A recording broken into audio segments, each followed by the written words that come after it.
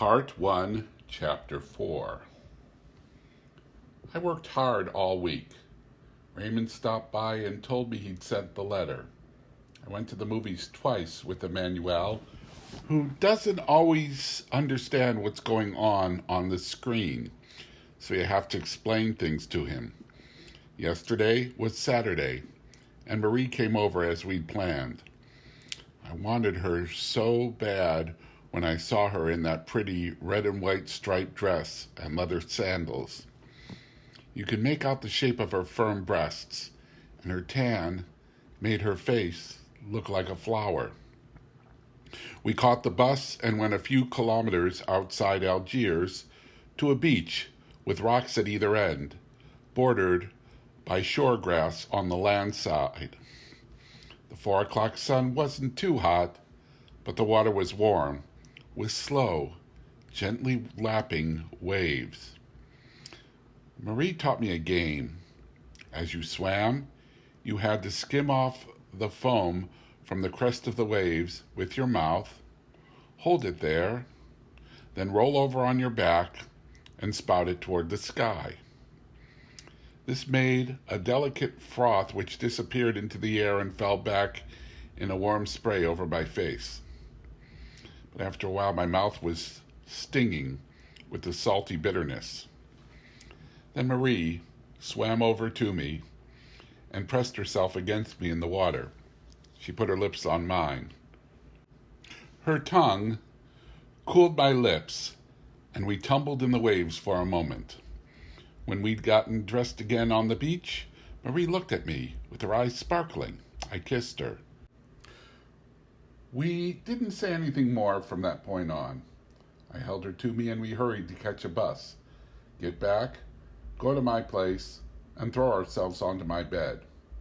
I'd left my window open, and the summer night air flowing over our brown bodies felt good. That morning Marie stayed, and I told her that we would have lunch together. I went downstairs to buy some meat. On my way back upstairs, I heard a woman's voice in Raymond's room. A little later, old Salamano growled at his dog. We heard the sound of footsteps and claws on the wooden stairs, and then, "Lousy, stinking bastard!" And then they went down into the street. I told Marie all about the old man, and she laughed.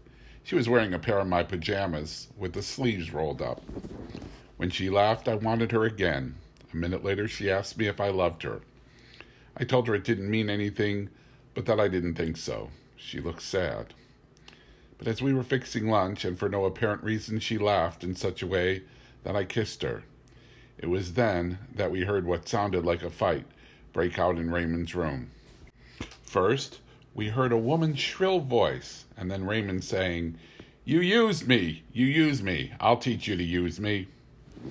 There were some thuds, and the woman screamed, but in such a terrifying way that the landing immediately filled with people. Marie and I went to see too. The woman was shrieking, and Raymond was still hitting her. Marie said it was terrible, and I didn't say anything. She asked me to go find a policeman, but I told her I didn't like cops. One showed up anyway with a tenant from the 3rd floor who's a plumber. The cop knocked on the door, and we couldn't hear anything anymore. He knocked harder, and after a minute, the woman started crying, and Raymond opened the door. He had a cigarette in his mouth and an innocent look on his face. The girl rushed to the door and told the policeman that Raymond had hit her. "What's your name?" the cop said. Raymond told him. "Take that cigarette out of your mouth when you're talking to me," the cop said. Raymond hesitated, looked at me, and took a drag on his cigarette. Right then the cop slapped him, a thick, heavy smack across the face. The cigarette went flying across the landing. The look on Raymond's face changed, but he didn't say anything for a minute, and then he asked in a meek voice if he could pick up his cigarette. The cop said, "Go ahead," and added, "Next time you'll know better than to clown around with a policeman." Meanwhile, the girl was crying, and she repeated, "He beat me up! He's a pimp!" "Officer," Raymond asked, "is that legal, calling a man a pimp like that?" But the cop ordered him to shut his trap. Then Raymond turned to the girl and said, "You just wait, sweetheart. We're not through yet." The cop told him to knock it off and said the girl was to go and he was to stay in his room and wait to be summoned to the police station.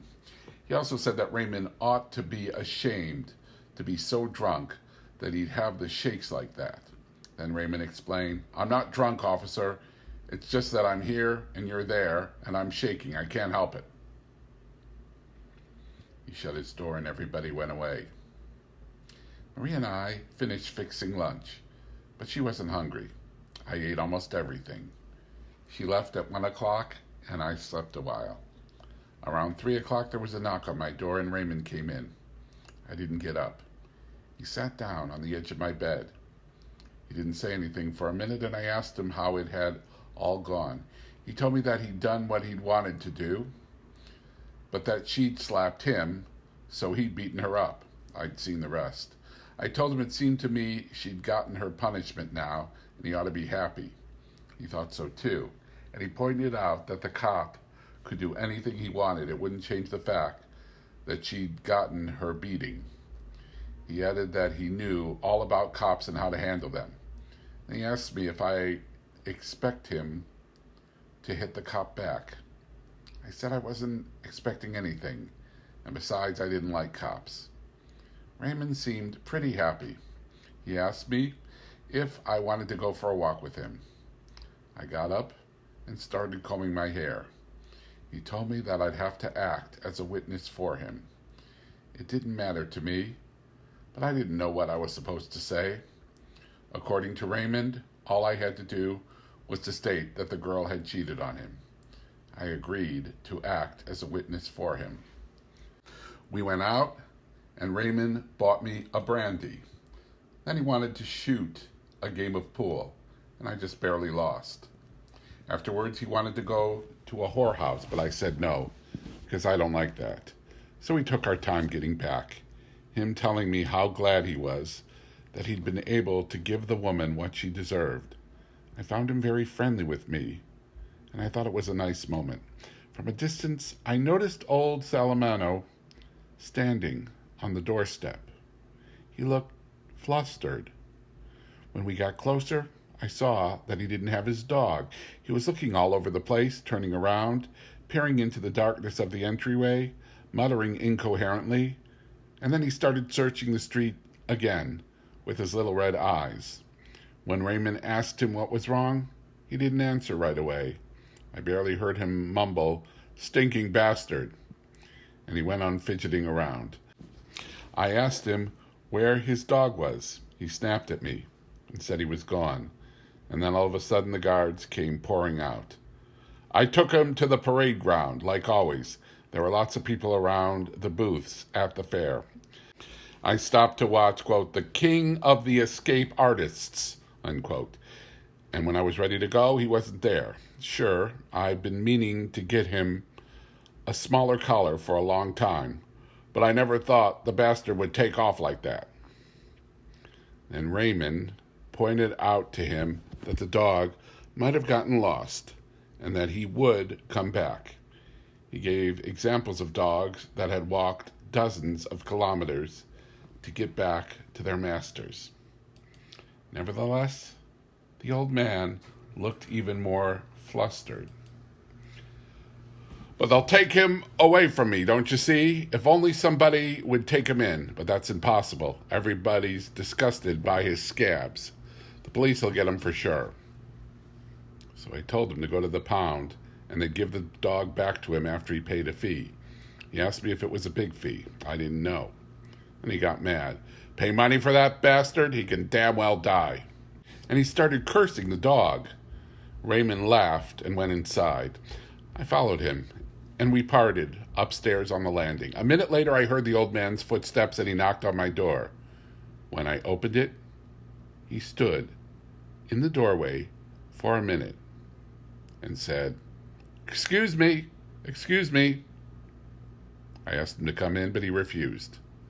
He was looking down at the tips of his shoes, and his scabby hands were trembling. Without looking up at me, he asked, "They're not going to take him away from me, are they, Monsieur Marisol? They'll give him back to me. Otherwise, what's going to happen to me? I told him that the pound kept dogs for 3 days so that their owners should come and claim them, and that after that they did with them as they saw fit. He looked at me in silence. Then he said, "Good night." He shut his door, and I heard him pacing back and forth. His bed creaked, and from the peculiar little noise coming through the partition, I realized he was crying. For some reason, I thought of Maman. But I had to get up early the next morning. I wasn't hungry, and I went to bed without any dinner.